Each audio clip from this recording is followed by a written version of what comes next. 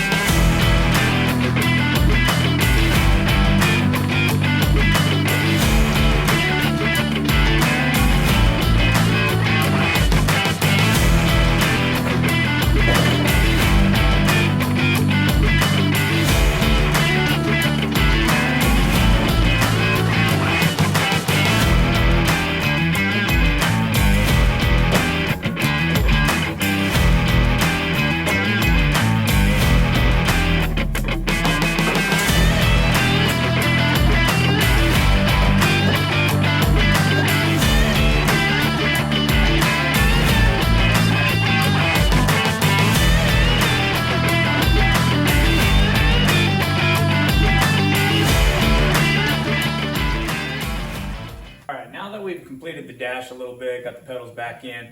I'd like to kind of move on to something else that's been kind of bugging me. These doors don't really shut the way I'd like them to. We got, this one's a little low, obviously not lined up. Passenger side, I think it's got a bent hinge that I need to try to get off and bend back in place. That way they shut a little nicer, give you that old school, nice shutting door feeling on a classic car. But we got our work cut out for us because these things are ancient and they're rusted in there. So I'm gonna have to do maybe a little heat. I've put some little lubricating juice on them, let them sit for a couple days. I don't know. We'll see if we made any progress, see if we can get them busted loose so I can do some adjustments, but might be a little bit of work. To kind of show you what I'm dealing with here, I've got these recessed Allen heads, super rusty, already missing one there. Been in there forever, and they're not wanting to turn. And it is driving me crazy because I want these doors adjusted. Okay, I don't recommend to do it this way, but we're gonna try it out.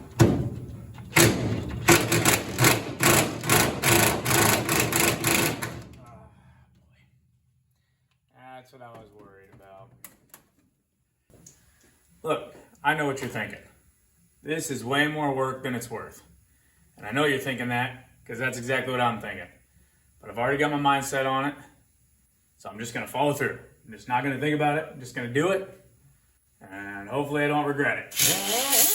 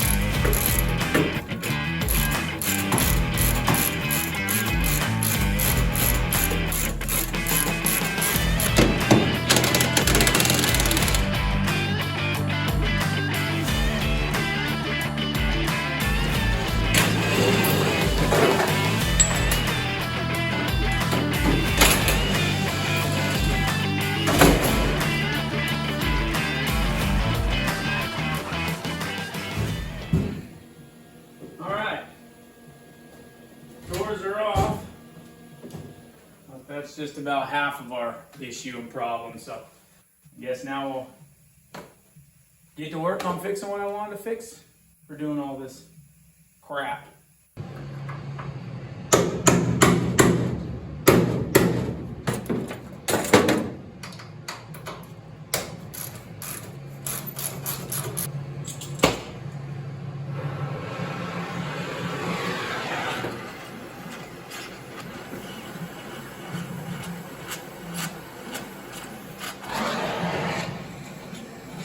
So I got to thinking, when I was doing the welding on that side, it seemed like the heat really did the trick, and I didn't even try it. So, figure this time around, we'll try a little heat before we resort to welding nuts on the ends of them. And so far, it seems to be working. Seems to be working pretty good.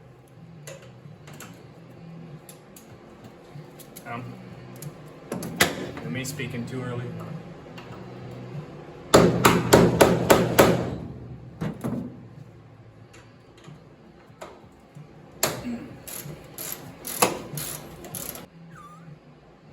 Feeling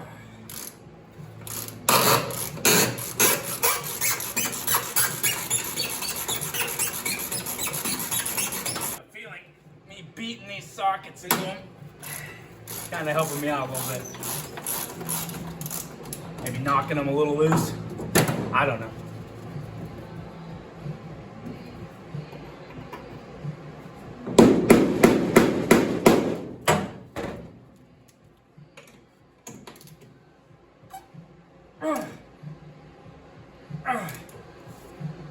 Oh man. That's not good.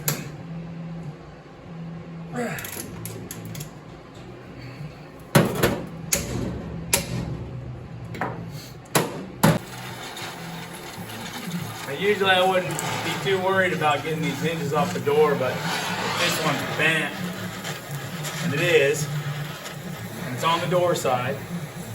So more than likely I'm going to need these hinges off the door to get them fixed.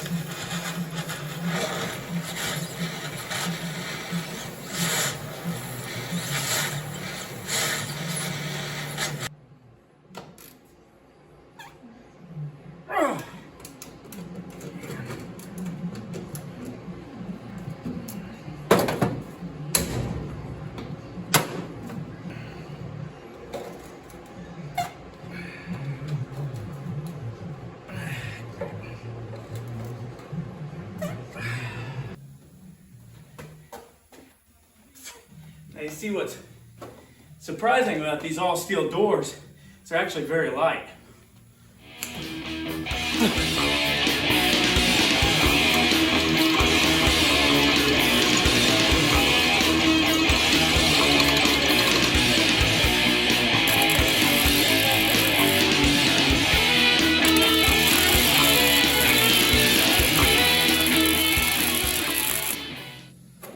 All right, so what I ended up doing here is working my tail off.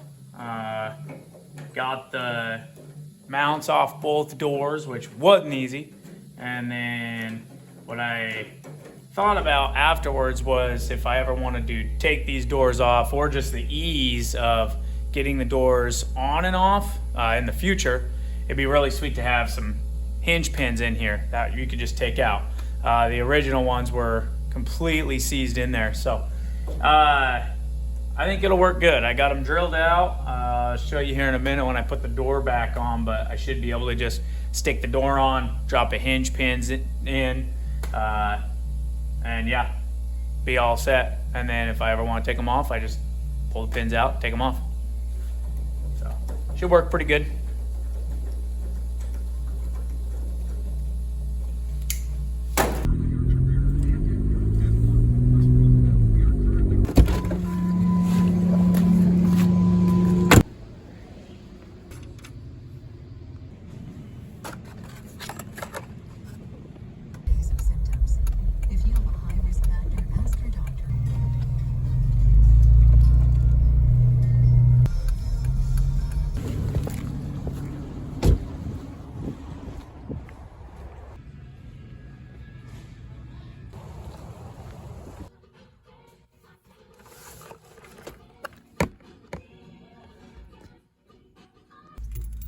Holy cow. So after stopping at 5, 6 different stores, finally found the bolts I needed for those doors. The hinges had 2 different size thread pitches, so thought I had the right bolts to finish this thing up. Turns out I did not. So we are finally on our way home with the hardware to hopefully finish this thing up.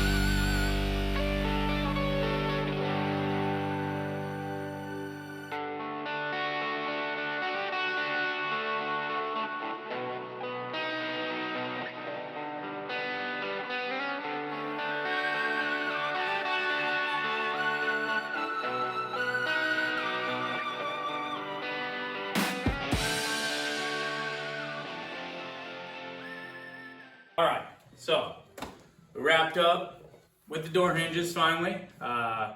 Got the dash back in, which was a whole nother thing that I didn't really get to show you guys. I could clip in some videos, but that was quite the process. It was in pretty bad shape, but that's done, painted, that's in.